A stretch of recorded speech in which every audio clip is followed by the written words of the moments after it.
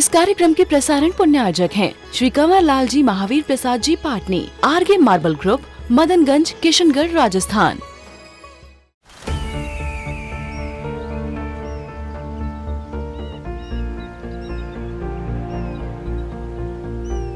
जो बनकर मेरा हमसफर आएगा, सिर्फ उसी को फर्क नजर आएगा। शुरू करो, डालो बुनियाद, घर महल नजर आएगा। वंडर लाइए, वंडर अपनाइए, फर्क नजर आएगा।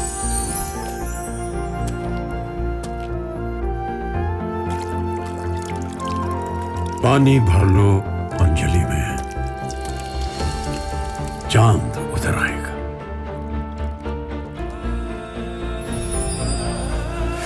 वंडर है ना, वंडर लाइए, फर्क नजर आएगा।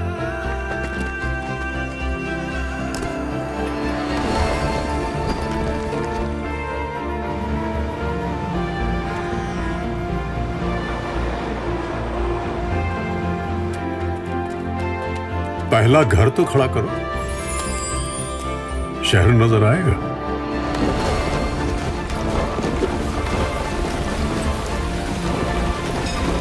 साल बरस और सदी नहीं, एक युग गुजर जाएगा। उम्र न पूछो वंडर की, जब फर्क नजर आएगा। वंडर सीमेंट, फर्क नजर आएगा। गुरुनाम गुरुआचार्य भगवान श्री ज्ञान सागर जी महाराज की, संत शिरोमणि आचार्य भगवान गुरुदेव श्री विद्यासागर जी महाराज की, परम पूज्य निर्व्यापक शिरोमणि श्री वीर सागर जी महाराज की जयकारा गुरुदेव का। आज का यह दिन किससे शुरू करना है? जीवन में सुख क्या होता है, सुख की खोज में हमें क्या करना होता है, इस विषय को लेकर के चर्चा चल रही थी। हर व्यक्ति अपने आप को सुखी बनाना चाहता है। अंदर से भावना यही होती है कि मेरा जीवन आनंदमय रहे, मुझे किसी प्रकार का स्ट्रेस ना रहे, तनाव ना रहे, मैं उस चिंता से मुक्त रह सकूं, हर परिस्थिति का सामना कर पाऊं, चाहे सराउंडिंग कैसी भी क्यों ना हो। परिवार के सदस्य, परिवार का माहौल, वर्क कल्चर, सोसाइटी, बाहर कुछ भी क्यों ना होता रहे, मेरा जीवन आनंदमय बना रहे। लेकिन ऐसी चाह पैदा करते हुए भी अधिकांश लोगों का जीवन बड़ा दुखी नजर आता है। क्या छोटा क्या बड़ा, क्या अमीर क्या गरीब, हर व्यक्ति यहां बड़ा परेशान सा नजर आता है। जो अच्छी डेजिग्नेशन में है, अच्छी पोस्ट है, अच्छा पैकेज है, वह भी सुखी सा नजर नहीं आता है। क्या कारण है कि चाहते हुए भी हम वह नहीं हो पाते हैं, वैसा नहीं हो पाते हैं जैसा होना चाहते हैं। जो प्राप्त करना चाहते हैं वो नहीं मिल पाता है। आज उस बात को समझने की कोशिश करेंगे। उस रूट कॉज को हम समझने, मूल कारण क्या है जो हम अपने आप को सुखी नहीं बना पा रहे हैं। जहां तक हम समझते हैं व्यक्ति का नॉन एक्सेप्टेंस नेचर,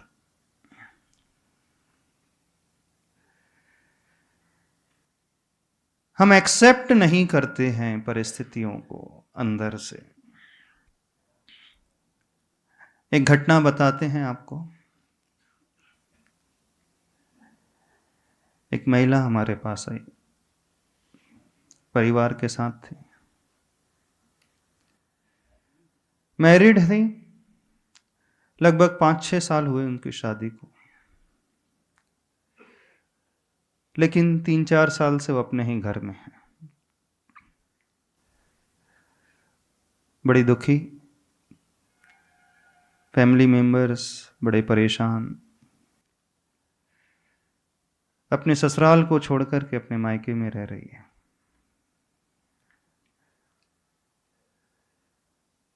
वो अपना दुखड़ा रो रही थी, मेरा हस्बैंड मुझे सपोर्ट नहीं करता है, उसका नेचर अलग ही प्रकार का है, मैंने बहुत एडजस्ट करने की कोशिश की, लेकिन एडजस्टमेंट ही नहीं हो पा रहा है। सास ससुर जो हैं उनका नेचर भी अलग प्रकार का है, वो हमेशा थोड़े से डांटते ही रहते हैं, और वो पढ़ी लिखी जॉब कर रही है।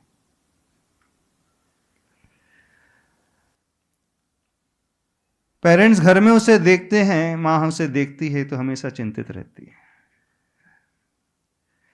कि बेटी है, अभी विवाह हुआ था और इतने वर्ष उसे घर में ही है। पैसे की कोई कमी नहीं, न परिवार से न उसे भी, अच्छा पैकेज है, घर में भाई है, भाभी है। अब आप अंदाजा लगा सकते हैं क्या स्थिति होती होगी इस वुमेन की, हमेशा टेंस्ड, हमेशा टेंशन में। कैसे हम अच्छे से रह पाए ऐसी परिस्थिति में। मैं चाहती हूं ससुराल चले जाऊं, लेकिन सामने वाले मानने को ही तैयार नहीं। मैं पूरा झुकने को तैयार हूं, हस्बैंड से कह दिया, लेकिन सास ससुर के साथ मैं नहीं रह सकती। अब वो है कि माता पिता को छोड़ने को तैयार नहीं है, डाइवोर्स देने को तैयार हो रहा है। परिस्थिति देखना, समझने की कोशिश करना। हमने पूछा, थोड़ा सा आप झुक करके नहीं चलते? महाराज जी, मेरा नेचर तो बहुत अलग ही प्रकार का था। मैरिज होने के पश्चात मैंने बहुत कॉम्प्रोमाइज करना सीख लिया है, लेकिन मैं कहां तक झुकूं? आखिर मेरी भी एक लिमिट होती है। मैं भले ही घर में हूं, जॉब पर जाती हूं, पैसा बहुत है, लेकिन मुझे कुछ समझ में नहीं आता।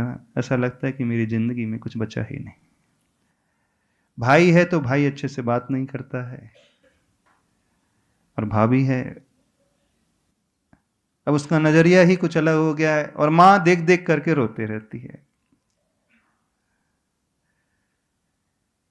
सेकंड मैरिज मुझे करना नहीं है। ध्यान से सुनना।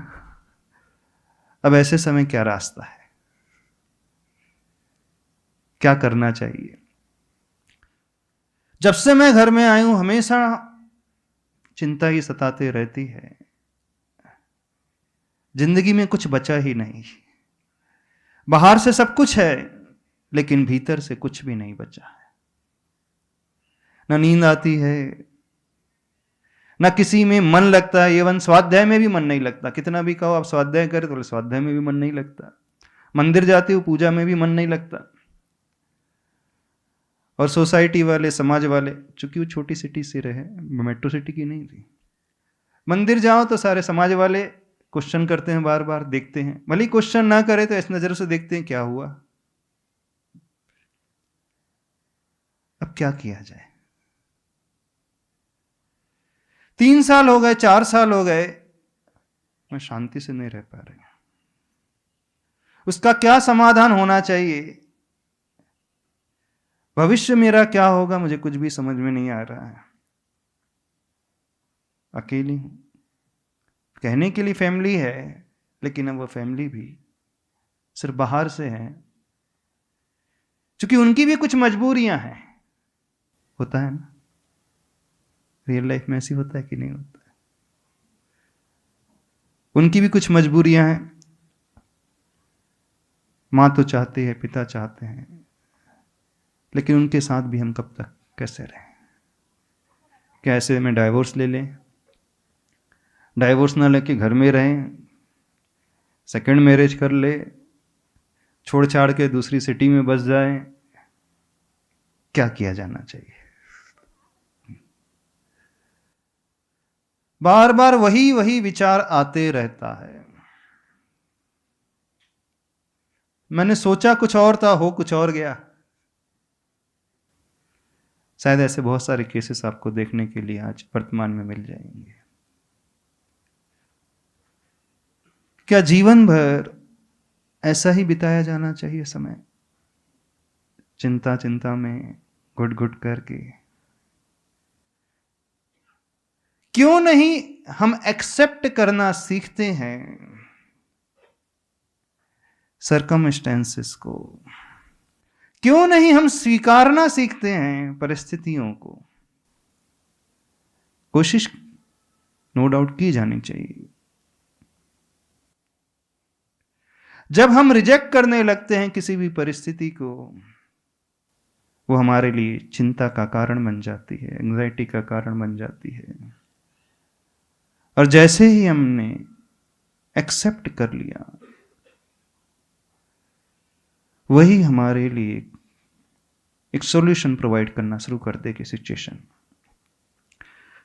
वही फियर हमारे लिए करेज बन सकता है। वही भय का वातावरण व्यक्ति के भीतर निर्भयता पैदा कर सकता है। सामने वाला व्यक्ति हमारे अनुकूल नहीं है, वो हमारे अनुकूल बिहेव नहीं करता है, हम जो चाहते हैं वो वैसा नहीं डिलीवर करता है, वो हमारा कहना नहीं मानता है, व्यक्ति का दिमाग खराब होने लगता है, क्रोध आने लगता आता है कि नहीं, गुस्सा आने लगता है। आपको क्रोध क्यों आता है, वो एंगर क्यों आता है? जब आपके मन का नहीं होता, जो एक्सपेक्ट करते हैं वैसा नहीं मिलता है, तो वहीं एंगर पैदा होने लगता है।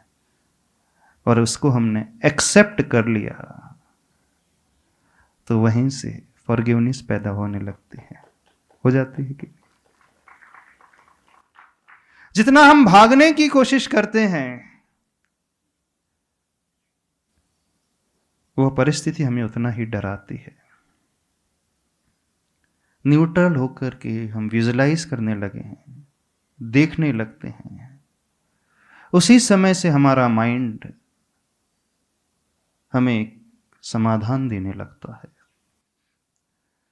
हमारे माइंड में समाधान पैदा ही तब होता है जब शांति से हम बैठ कर के चिंतन करते हैं, परिस्थिति को देखते हैं, समझते हैं। और बार बार हम उसे रिजेक्ट करते चले जाते हैं, नॉन एक्सेप्टेंस मोड में रहते हैं। हमें कभी भी समस्या का समाधान मिलता ही नहीं। आप किसी को देख रहे हैं, उसकी प्रोग्रेस आपसे बर्दाश्त नहीं हो पाती है, जेलसी पैदा होने लगती है, ईर्ष्या जलन का भाव पैदा होने लगता है। आपका कलीग बहुत आगे बढ़ता चला जाता है, आपका ही बैचमेंट है, आपका ही कॉलेज का है, आपके साथ ही पास आउट हुआ है, 10 इयर्स में वो आपसे बहुत ज़्यादा प्रोग्रेस करके आगे बढ़ गया है, डेजिग्नेशन बहुत अच्छी हो गई है, पैकेज आपसे डबल हो गया। अब आप उसे देख रहे हैं, बार बार चिंतन कर रहे हैं, अपन एक बैच के थे, एक ही कॉलेज से पास आउट किए, परसेंटेज भी ऑलमोस्ट सिमिलर, लेकिन पैकेज उसका ऑलमोस्ट डबल हो गया है। उसे देख करके कौन सा भाव पैदा होता है? ईर्ष्या का भाव, जेलसी का भाव। बहुत सारे आईटी प्रोफेशनल्स आते हैं, बोलते हैं महाराज, और जैसे ही आप उसे एक्सेप्ट करना सीख जाओगे, वही आपके लिए इंस्पिरेशन बन जाता है। नहीं बन जाएगा? वही आपको एक मोटिवेशन देने वाला व्यक्ति बन जाएगा, प्रेरणा स्रोत बन जाएगा। और आप उसे रिजेक्ट करते चले जाओगे, एक्सेप्ट नहीं करोगे, वही आपको जलाता रहेगा। ईर्ष्या आपके भीतर पैदा होती रहेगी। सिचुएशन कैसी भी क्यों ना हो, चाहे वो एंगर की हो, चाहे फियर की हो, चाहे बीमारी की हो, चाहे सामने वाले व्यक्ति की हो, क्यों नहीं एक्सेप्ट करना सीखते हो लाइफ में? क्यों नहीं स्वीकारना सीखते हो? जो अभी हमारी वीकनेस थी वही हमारी मजबूती बनते चले जाएगी। हमें समाधान सीखना है, आखिर हम उन परिस्थितियों में कैसे अच्छे से रह सकें।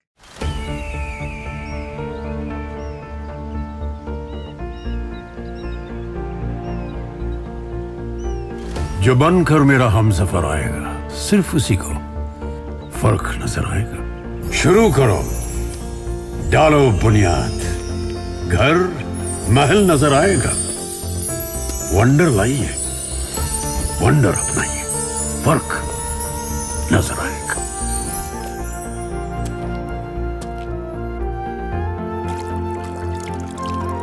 पानी भर लो अंजलि में, चांद उतर आएगा।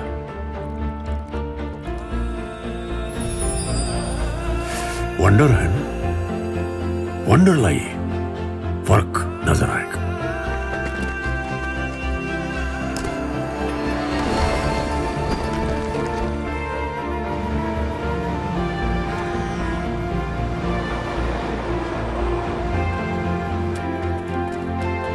पहला घर तो खड़ा करो,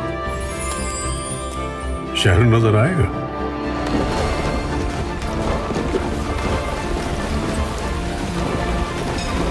साल बरस और सदी नहीं, एक युग गुजर जाएगा। उम्र न पूछो वंडर की, जब फर्क नजर आएगा। वंडर सीमेंट, फर्क नजर आएगा। इस कार्यक्रम के प्रसारण पुण्यार्जक हैं श्री कंवर लाल जी महावीर प्रसाद जी पाटनी, आरगे मार्बल ग्रुप, मदनगंज, किशनगढ़, राजस्थान।